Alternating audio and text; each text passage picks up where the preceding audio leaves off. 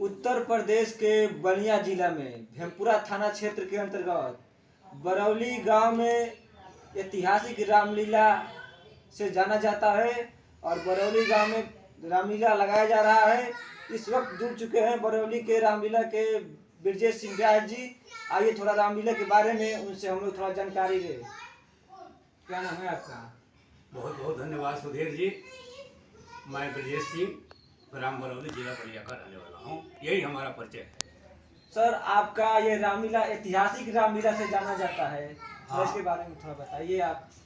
हाँ सुधीर जी, ऐसा है, यह रामलीला करीब 96 वर्ष हो गया और चूंकि इसको इनाग्रेट एक महात्मा ने किया और वो भी सिद्ध पुरुष ने किया, इसलिए उनके आशीर्वाद से यह ऐतिहासिक कहा गया।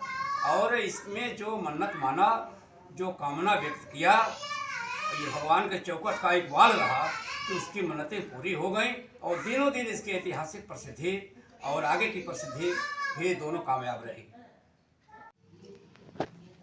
ऐसा है सुधीर जी कि ये तो भगवान का मंच है और हम लोग चूंकि आध्यात्मिक आस्था से जुड़े हुए हैं, इसलिए जो रामायण में तुलसीदास जी ने यह लिखा कि सी राम मैं सब जग जाने करहु प्रणाम जुर जुग पाने, तो वो एक अच्छा आध्यात्मिकवादी व्यक्ति यह मानकर चलता है कि जो कुछ भी काम हो रहा है उसमें भगवत कृपा ही मूल है।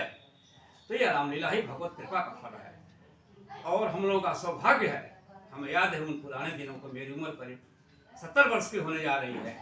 यह एक चिराग के छाये में चलाया जाता था, फिर और आगे बढ़ा, फिर बिजली आई, लेकिन बहुत दिनों तक यह घर के अंदर दीवारों में ही बंद रहा। मगर आज हम गर्व से कह सकते हैं, जब से सुधीर बाबू ने अपना पैर रखा है और इंडियन टीवी के माध्यम को हमारे सामने लाया है, यह भगवान की रामलीला यह घर की दीवारों में नहीं रही, यह गांव में नहीं रही, यह क्षेत्र में नहीं रही, बल्कि यह हमारे पूरे देश में चल रही है और पूरे विश्व में जो भी आध्यात्मिक व्यक्ति इससे जुड़े हुए हैं सब इस लीला को देखकर गौरवान्वित हो रहे हैं और एक सुख और आनंद का अनुभूति कर रहे हैं। इसलिए मैं सुधीर जी का बहुत बहुत आभारी हूँ, बहुत बहुत आभारी हूँ और बहुत बहुत। तो ऐसे जो लोग हैं कि जो रामलीला को तरक्की और आगे बढ़ाने में कुछ लोग सहयोग किए होंगे, तो उन लोगों का नाम बताइए आप।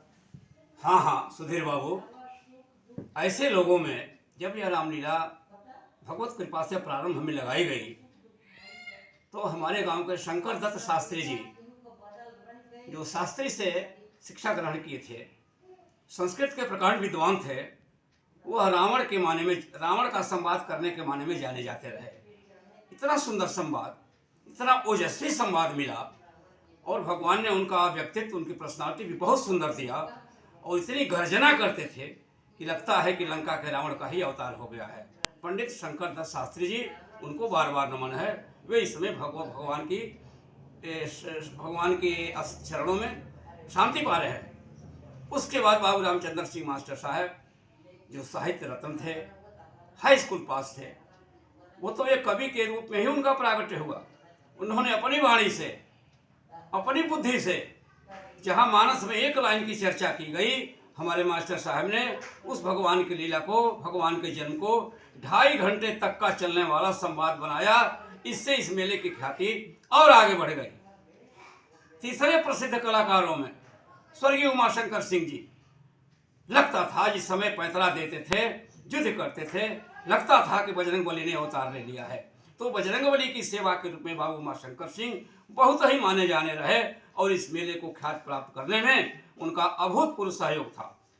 इसके बाद पंडित गणेश दत्त शास्त्री, जो हमारे यहाँ व्यास के रूप में भी काम किए और मेला के सेवा के रूप में भी काम किए, उत्कृष्ट सेवा दिया।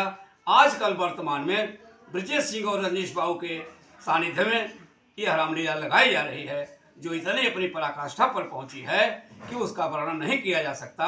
और इसके मूल में सिर्फ आप लोगों का सहयोग, आप लोगों का आशीर्वाद, आप लोगों की सच्ची सद्भावना और भगवान की कृपा ही है। इसके अलावा और कुछ नहीं है। हम लोग सिर्फ निमित्त मात्र हैं। बहुत बहुत धन्यवाद, बहुत बहुत आशीर्वाद।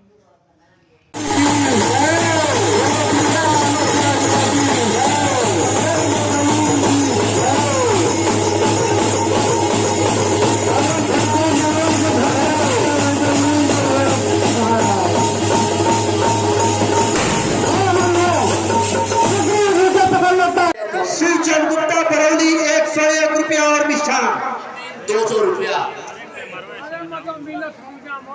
किशन मध्यसिया बरौली 51 रुपया भगवान इनको सानंद रखे।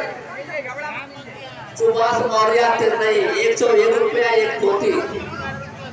राम ग्रह यादव रुपया भगवान के चरणों में। और सुनीता भगवान के चरणों में 21 रुपया प्रदान किए भगवान तरफ। शिव कुमार के तरफ बरौली 101 रुपया भगवान के चरणों में समर्पित किए भगवान सानंद। गुप्तदान 101 रुपया भगवान सानंद रखे। 101 रुपया एक पोती। बरौली 20 रुपया भगवान के चरणों में। गुप्तदान 20 रुपया भगवान सानंद रखे। गुप्तदान 5 रुपया भगवान इन गुप्तदाताओं के सानंद रखे। दूसरी बात, पर नारी के तरफ कभी बुरी दृष्टि मत रखो। यदि मैं सीता को लंका में नहीं लाता तो तुम लोगों के हाथ में मेरी मृत्यु नहीं होती। तीसरी बात, जो सोचो उस कार्य को कर डालो। मैंने सोचा था स्वर्ग से लोक तक सीढ़ी बना दूं, समुद्र का पानी मीठा कर दूं, लेकिन मैं सोचते सोचते नहीं कर पाया।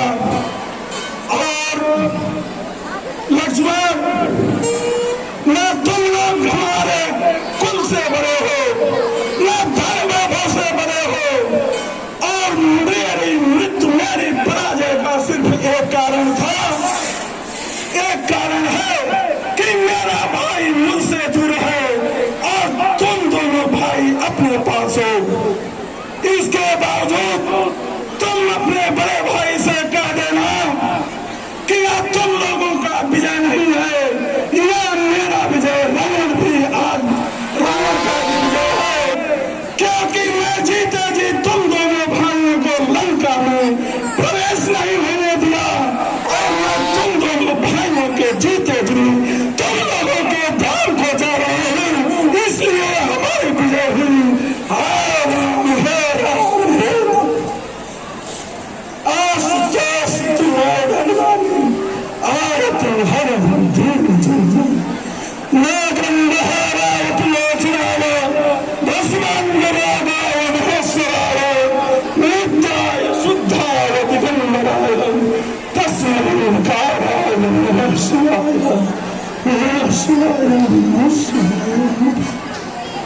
हाँ बंदा